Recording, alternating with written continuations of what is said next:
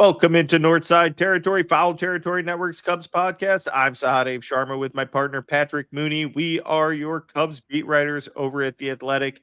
Patrick, the Cubs take the first of three against the Brewers. The wind was blowing out. It is summer in Chicago. I think we're recording on a Wednesday. I think we're going to get a rainy, cooler day on Wednesday, but summer's in full bloom here. It's about to get really hot, and I think we're going to see a little change with Wrigley. Something that hasn't changed, be just a daily occurrence now. PCA making our jaws drop. The defensive play first was, I don't know. I was listening to the post game show on Marquee. They had Caleb Thielbar on, and he kind of just was like, I kind of turned around and almost expected him to be there. It was a ridiculous catch. He should have been nowhere close to it, and he almost made it look pretty simple. And he does that so often. And then he hits a 452 bomb off the scoreboard in right field. That just every single time it's become. It was already to this point, but you can't turn away if he's coming up, or even, like, just the fact that if he's out there playing defense, you may miss something if you walk away from your TV screen or get up to get a beer at the ballpark, whatever. Yeah, I think I started typing, it was in, the catch in left center field. And then I kind of like readjusted my eyesight. Like, that was totally left field. I think Boog called it, straightaway left field. Like, it was, sort of like no business being there, or an average center fielder wouldn't get there. And that was one of those where you saw it over the weekend where Pete was making difficult plays look sort of easy just because of his instincts and his bursts, that he was just getting there and kind of catching it in stride. And I think we've seen this before. Sometimes the center fielders that make these sliding plays, and it looks good in the 10-second clip, but really that could also be a product of a bad read or a bad jump, or, maybe a slower sort of sprint speed. And he was just there. And yeah, we cover the Cubs, but there are days where it feels like you could write a Pete Crow-Armstrong headline every single day. I mean, it's like what Javi was during that 2016 playoff run. I mean, we're not quite at didn't the Washington Post, when Michael Jordan played with the Wizards, just have a guy who covered Michael Jordan? Yeah. I don't think our editors are quite there yet with Pete, but no doubt, like, as long as there are still outs left in the game, Pete Crow-Armstrong might do something just absolutely spectacular. So we knew the baseline because of the defense. We knew that there was a baseline here that he was going to be valuable because he could play center plus center field defense. Yeah. I think sometimes, at least for me, covering the Cubs, there was a lot of hype around Albert Almora's defense, and Albert Almora wasn't a bad defender. He just wasn't this elite defensive center fielder that kind of he was billed to be. And I remember talking to a scout that was part of drafting him, and he said, there's a lesson in there, I think we all can take away, like, you need plus speed to be a great center fielder. Pete has it all. He has that plus speed, but he has these, we can measure now, right? There's StatCast has these measurements of jump and things like that. He has elite instincts. He gets this crazy jump to be able to go into left field and make a crazy catch. I think because I thought we all assumed we had this like baseline for defense. Sometimes I didn't fully understand how good it was going to be, and then watching it daily, seeing the jumps he gets, seeing the catches he makes look routine. It's kind of mind blowing, and even Counsell said before yesterday's game that, it's the best he's seen, that he's been a manager for defensively. This is a guy that's been in baseball since the, early 90s.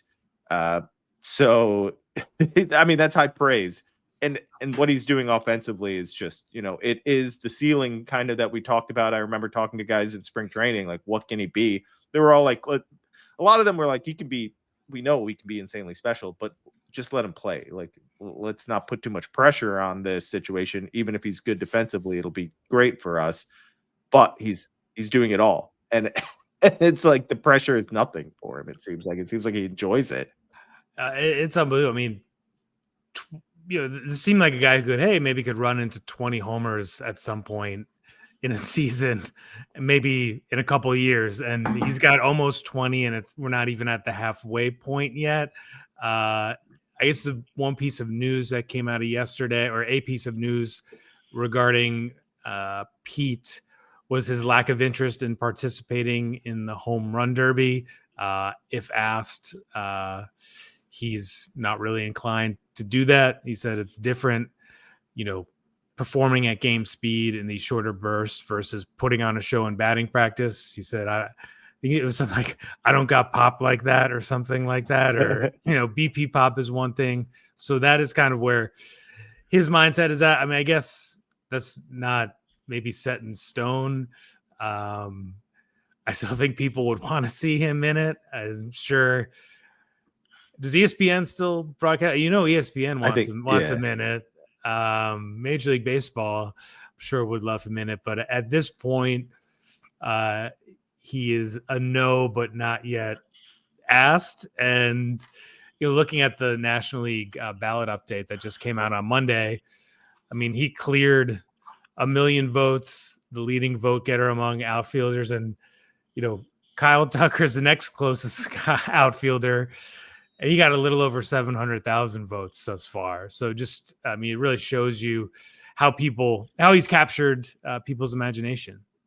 Yeah. And, the voting, I mean, the All-Star game, all that stuff is fun. I don't think it's the biggest deal. What I do think is important is the Cubs are back on the map there. Yeah. They weren't relevant in the voting for years. Shota made it, but I mean, they just weren't a big talk about. There was just no reason to talk about the All-Star game of the Cubs. It just wasn't going to be that much relevancy for 4 years now. I mean, more than that, because I mean, I don't even remember. Did anyone make it from that group in 21? They were struggling in 21. I'm not sure if anyone made it. So it's just a different feeling. It's a different. I think it matters in that sense, in the sense that, hey, the Cubs are back on the map. Pete Crow-Armstrong is emerging as, with Shohei Ohtani and Aaron Judge, maybe not the face, but a face of MLB, and that's huge. They've been looking for that, and you thought adding Kyle Tucker is, hey, here's a superstar, ideally to really blow past expectations. Someone outperforms with projections, and that's what PCA is doing right now. It's extremely fun to cover, and the energy that he provides at the ballpark is undeniable. PCA MVP chants, that's fun. That's fun to see, and I think the team enjoys it, and he's kind of an easy guy to root for. Fun to watch, easy to talk to, says the right things, gives you a good headline with it. What he says, he's happy to talk to us. So it's kind of the full package right now. That's a great point about putting this team back on the map, because I remember a recent All-Star game, and it was all about, will Wilson Contreras get traded before then, or, even Ian Happ was kind of sort of in the same boat there. And now you have legitimately one of the most exciting players in baseball wearing a Cubs uniform, very proudly representing Chicago, where his dad, grew up in. I mean, Naperville's not Chicago. I know there's probably like a obvious shirt about that, but someone who grew up with the framed Anthony Rizzo Sports Illustrated cover of him catching that last out after Game 7 of the 2016 World Series. Just someone who gets it, always delivers those like marquee friendly sound bites about how, it's different here. The fans are the best. Like, the energy is amazing.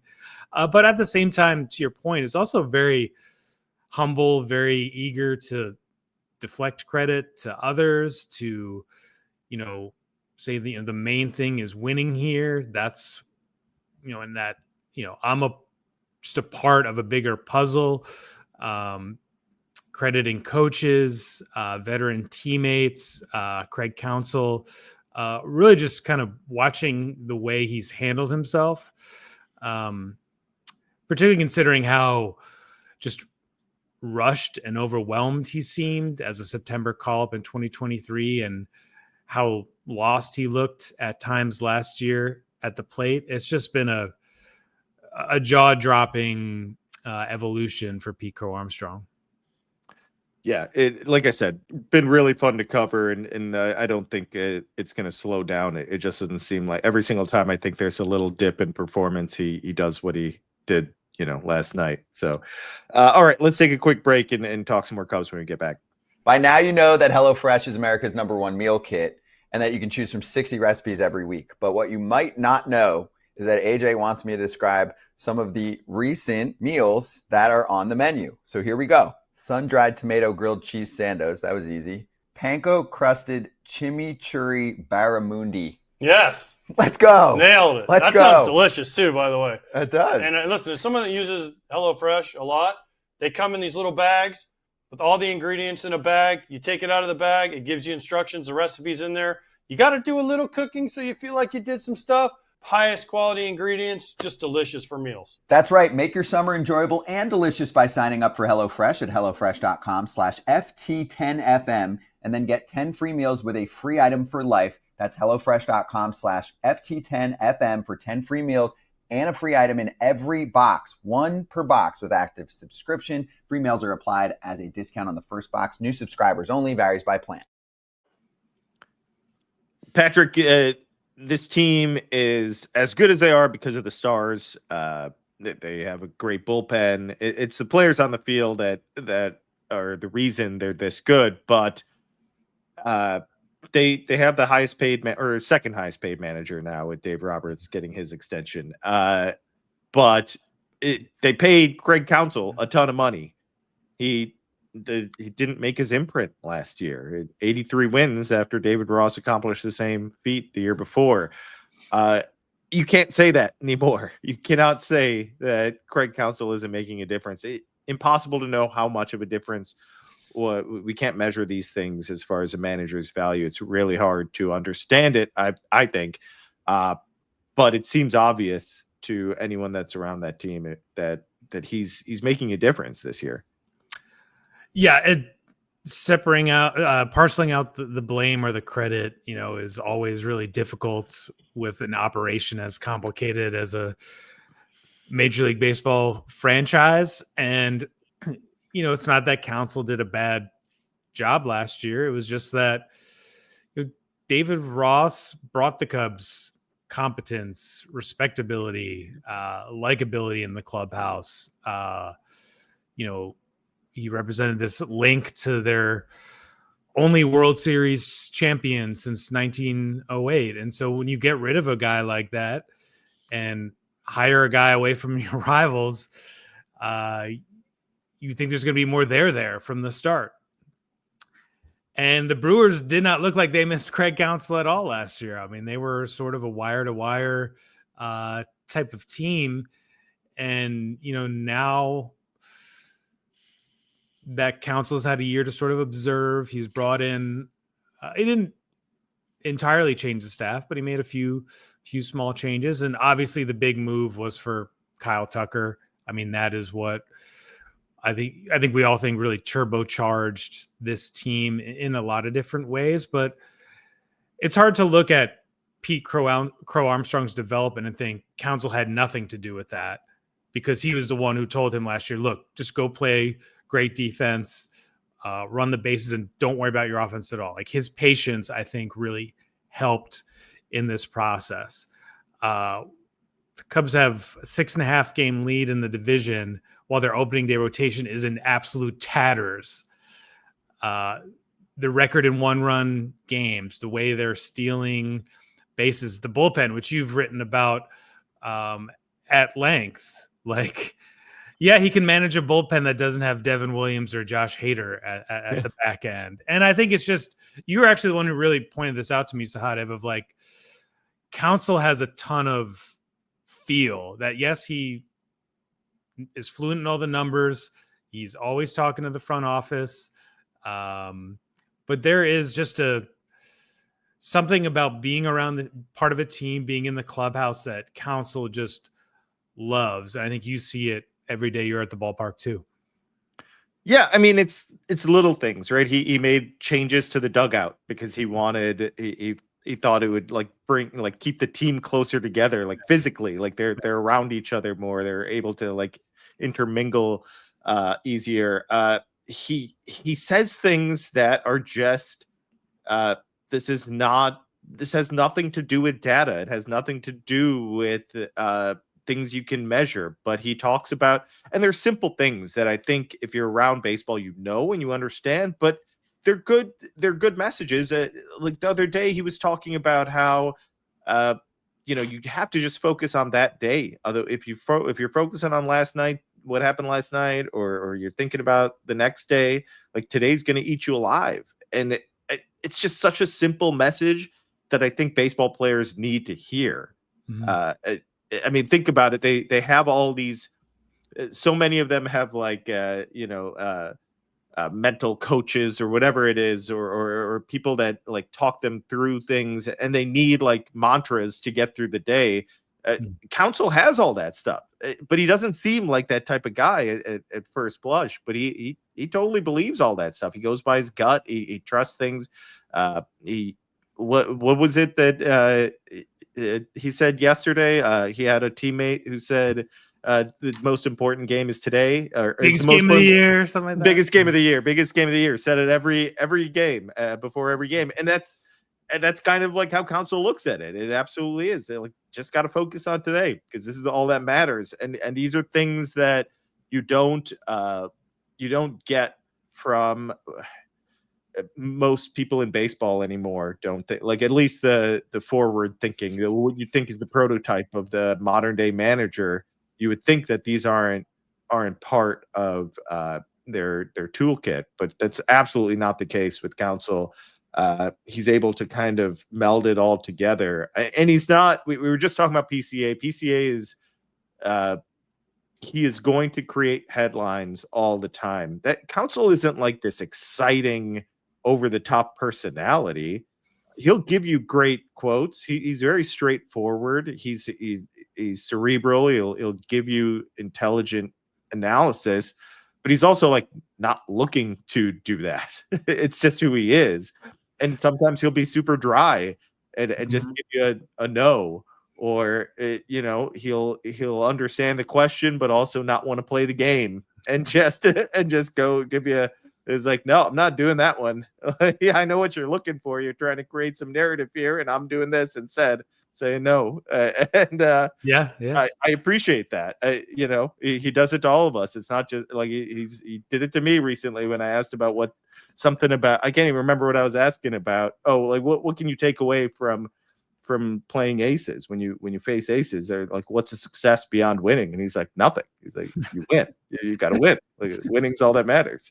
And I appreciated that. That's how he's very straightforward. There's a simplicity in the way he communicates that I think cuts through a lot of the clutter, and I think there are different elements you can see too of just how, and this is not all him clearly, but Cubs were very aggressive in swapping out some bullpen pieces, demoting certain players to Iowa, such as Matt Shaw, who has come back and performed very well, all things considered, particularly on the defensive side. You have relievers, or outgetters, I should say, who have really bought into their roles fully. Ryan Presley didn't get buried after like one of the worst innings ever. I've shown a ton of trust in Daniel Palencia, and I believe Palencia has acknowledged that it meant a lot that he just kept running him out there, even though he, had a bad game in Miami or whatever it was.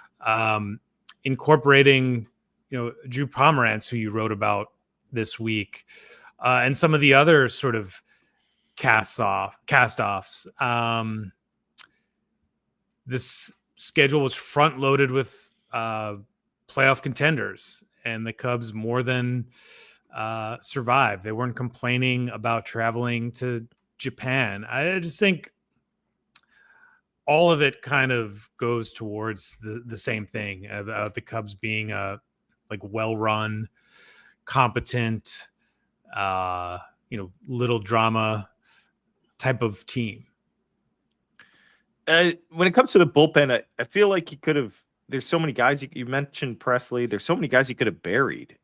Caleb Thielbar had more walks than strikeouts on after his outing against the Diamondbacks on April 18th.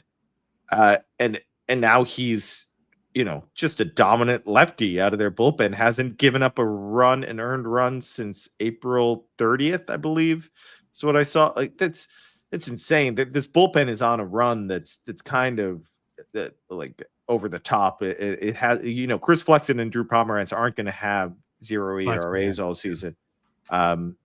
Is it? What did I say? I said Flexen. Did I say Flexen? Yeah, there's so many sort of cast off that. Oh yeah, Flexen too. Minor league deal, and he's been awesome. Yeah.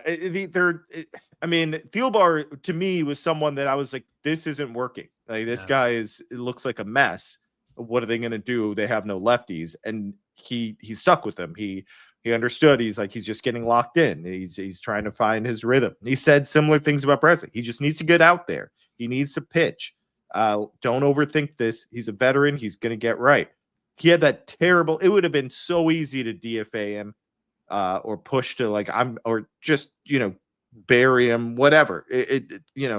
His last few outings, he's starting to show more strikeouts. Since that San Francisco outing, he hasn't allowed a run. Wait, did he give up a run? Maybe he gave up a run recently. Maybe I'm wrong, but either way, he's been brilliant. Maybe I'm probably thinking of someone else that gave up a run recently, but whatever. It might have been an unearned run, maybe something like that. Yeah, no, he hasn't. He gave up an unearned run against Washington. That's what it was.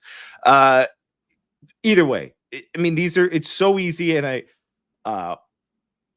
it's one thing for fans to push for this stuff. I get it. Fans have shorter fuses than they have to. That it's normal. They're the management and the manager have to have more patience. But at a certain point, even us in the media are like, is this working? Is this going to work? Is this guy how do you survive with this guy on the roster? And he's gotten them back. He's gotten them back to who they are. Sometimes it doesn't work out. Sometimes it's Hector Neris. That doesn't seem to be the case with a lot of these guys. Thielbar stands out to me just because of how bad he looked early, but I think it applies to Presley as well. And then just immediately throwing Drew Pomeranz into the fire, and then him just quickly becoming one of their most trusted relievers. You could say he doesn't he's forced to do this, but I also think it's kind of his managing style, his ability to kind of have the feel of who to go to. Yeah, look, this is a chunk of the baseball operations budget that's devoted towards the manager. And so the Cubs should probably have more choices than they do in terms of, the players they acquire, but the way the team is run is Jed gets X, and it's for baseball operations, and he can do what he wants. And so, $8 million this year is not a lot of money in the grand schemes of the Wrigleyville universe, but it was a choice they made to get rid of, a capable, popular manager, and to invest in Craig Counsell, to take away from a division rival as well. And just last year, the Cubs never quite got going. They had a nice April, and then just kind of, as Jed said, took hope off the table. And this is, you can see how much Counsell is enjoying this. He's not, he doesn't have a lot of catchphrases. He's not, one while the cameras are rolling to smile. He's got such a sneaky sense of humor that's really hard to describe unless you're actually talking to him. But I think, Cubs fans can see the difference this year. And I think more of that personality and character will be revealed over the course of the summer. All right, Patrick, let's take one more break and wrap this up with some Brewers talk. It might be that time. If you're looking for a new car, there's one place to go that is going to take care of you, and it's Car Gurus. Yeah, looking for a car should be fun, not exhausting. Everywhere else, it's exhausting. You're dodging people. You're trying to just, oh, can I look at this car? Car Gurus, you type in your search, you find the color that you want, it narrows it down for you, and all of a sudden you're like, this has been an exciting experience, and you got a great deal. With over 4 million listings, Car Gurus has more car listings than any other major online automotive marketplace in the US, so you can find the best deal. It's no wonder SimilarWeb estimated traffic data shows Car Gurus is the #1 most visited car shopping site. Buy or sell your next car today with Car Gurus at cargurus.com. Go to cargurus.com to make sure your big deal is the best deal. That's cargurus.com. Cargurus.com. Patrick, the Cubs are 17 games over 500. I'm pretty sure that's the first time since 2018. I mean, that makes sense. That's the last time they had a 90 plus win team. It was in the heat of them, just winning a World Series. That World Series core was still playing well. This seems like a season headed in that direction, as far as potentially winning 90 games in a postseason. But the Milwaukee Brewers are still pesky and hanging around. The St. Louis Cardinals are too, for somehow. But after last night's win, they're 6.5 games up.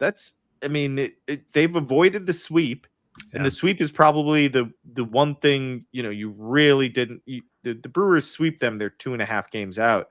Now the best they can do is be 4.5 games out. They have good pitching. They have the pitching advantage these next 2 games, Wednesday and Thursday. If the Cubs can win this series, I think it's huge, because you're either beating their stud, prospect that comes up and throws 102, or you're beating their ace. Either way, you take it, and it's just the Brewers are pesky, but the Cubs winning that first game feels like kind of like a swing in this at least early part. Nothing's over yet. It's still June. I don't want to give the division to the Cubs, but it did feel like a significant victory in that sense. Yeah, and the Cubs' longest losing streak this year is 3 games, which is impressive considering how the last 2 seasons cratered and kind of collapsed under the weight of kind of feeling like this was a playoff type year, and just either not having the kind of endurance or the high-end talent or whatever to kind of stop those spirals. And they have, we're approaching the halfway point of the year. You'll get a nice look at the Cardinals in St. Louis next week, which I think, 4 games at Busch Stadium will be telling. I'm kind of fascinated to see what the Cardinals do at the deadline. And also the Brewers. They just traded a starting pitcher to the White Sox recently, and they operate from a different playbook than most teams. They're probably smarter than most teams too. And yeah, are the Cardinals going to go for it? Are they going to just punt, or are they going to sort of keep this team together? And I think it speaks to the Cubs had to be on top of their game in these first couple months, between the difficult schedule and a division that has pushed them in a way that I didn't fully anticipate. Yeah, I didn't either. I guess I've learned my lesson with the Brewers, so I always think they're going to be in it. I did not think the Cardinals would be in this. The Reds are, a Terry Francona team now, and they have a ton of talent. I expect them to, I don't expect them to go away. I know they're not dominating or anything, but they've gotten better as the years gone on, and I don't expect them to just crater. I will say that the Cubs haven't been playing great baseball, and they've built this lead in the division. I mean, I think I keep we hear like, oh, the offense isn't clicking, whatever. They're not dominating winning teams, and then you look at the standings, and their lead continues to grow. And I guess that's all that matters. Just win the games, just find ways to win a couple series here and there, stay healthy, and things will things will kind of fall into place in the end. They've had I don't maybe things can collapse, anything can happen. I'm not ruling that out. It just looks like this is a steady team that is able to weather different challenges that pop up, whether they're injuries, the offense going in a mini funk, the bullpen struggling to start out the season, whatever it may be. They're managing to do that. The Brewers are probably the main competition here, and the biggest test to their ability to take this division over again. Yeah, we always write what's in front of us. It's really not that complicated. The coverage seems more positive when the team is winning, and when the team is not winning, obviously there's a sort of negative slant to that. And I think that is probably, as we talk through this team and our story ideas, like that's going to be a story here pretty soon, of like, where does this go wrong? How could this collapse? Not saying that's going to happen, but there are a few things that you can sort of point to, whether it's that offense, whether it's the state of the rotation, bullpens are fickle, other teams can be good too. Like that'll be definitely a component to the summer as well. Yeah. Before we wrap this up, I think that's not you being negative. That's how front offices think. That was a Theo Epstein philosophy. What could go wrong, and how do we guard against it? When we talked to Jed in Philadelphia, he wasn't ruling out any type of addition. And he also pointed out you can't make those moves that you used to be able to make in August. So you have to kind of protect yourself. The bullpen looks good now. Who knows what it'll look like either before the deadline or right after the deadline. You have to guard against this. How do you do that? That's why having just saying like DFA this guy for this guy, it's not as simple as that. The depth matters. Having numbers matters.